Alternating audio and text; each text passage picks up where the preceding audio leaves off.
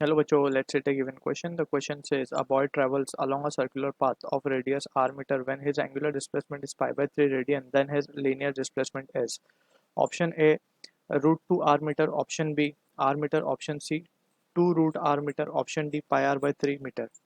So इस question का जो key concept we need to understand is the concept of displacement.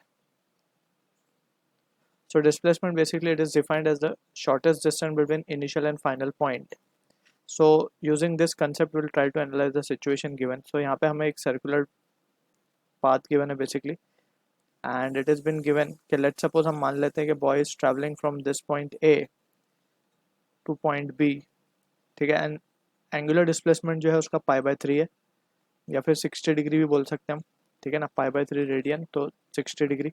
So we have been asked to find the linear displacement, यानी कि linear displacement that means this displacement AB we are interested in calculating. So इस triangle को अगर हम बाहर draw कर लें इस तरीके से,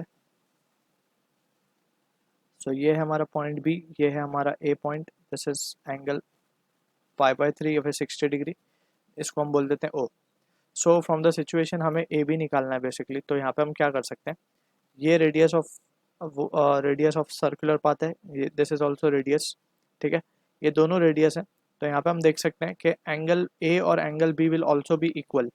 अब angle A since it is यहाँ पे हम इसको इस तरीके से भी समझ सकते हैं, angle O plus angle A plus angle B, सारे ही ट्राइंगल के जो वर्टिसेस पे जो एंगल होते हैं दैट उनका सम होता है 180 degree.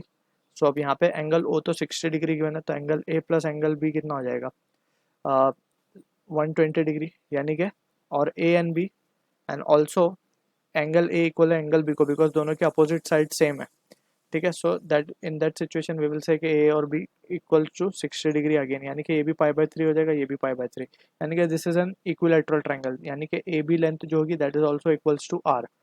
Therefore we can say O A B forms an equilateral triangle जिसमें सारी ही साइड सेम है. सो दिस implies that कि ए बी जो होगा that is linear displacement is equals to r meter. So option B will be the correct answer for this. I hope you understood the solution. All the best.